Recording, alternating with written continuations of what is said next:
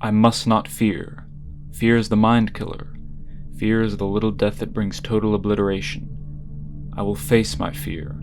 I will permit it to pass over me and through me, and when it has gone past I will turn the inner eye to see its path. Where the fear is gone there will be nothing. Only I will remain. This is the mantra of the Bene Gesserit, an all-female order and one of the most important factions in Frank Herbert's Dune Universe.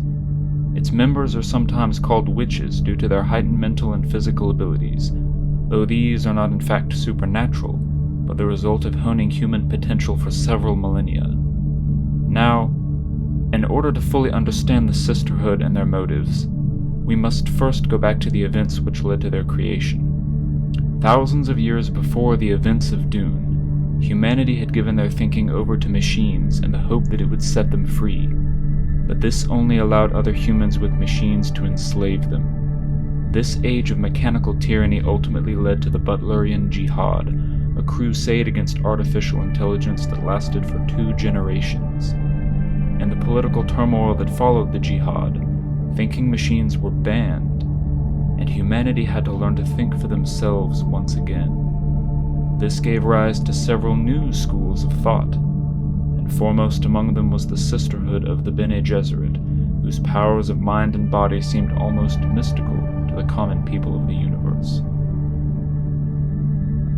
Initiates of the order are trained in prana bindu physical conditioning, giving them the ability to isolate the movements of individual muscles and control the body's functions down to a molecular level. They wield a form of martial arts known as the Weirding Way, which through great control of mind and body allows them to move in ways that seem too fast for the human eye to perceive, making them dangerous warriors in their own right.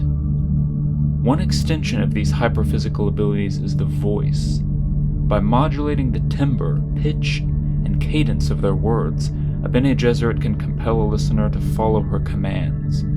Strong-willed Reverend Mothers, exceptionally trained mentats, and the deaf are some of the very few who can resist the compulsion of the voice. Sisters also practice simulflow, maintaining several threads of consciousness at any given time. Mental multitasking, as it were. But perhaps the most important aspect of prana bindu conditioning was the ability to internally neutralize poisons that would be deadly to those not trained in the ways of the Sisterhood. One such poison was the water of life, a narcotic blue liquid taken from a drowning sandworm. The substance was used by those sisters who wished to become Reverend Mother, and through internal chemical control they could transform the poison within the body and render it harmless. It is by this process that a sister could unlock her genetic memory. She could now remember the lives of her female ancestors as if they were her own. However, they could not access the memories of their male ancestors, for it is a place that no woman can look. And yet they sought after this hidden knowledge, and so devised a secret breeding program which has gone on for thousands of generations.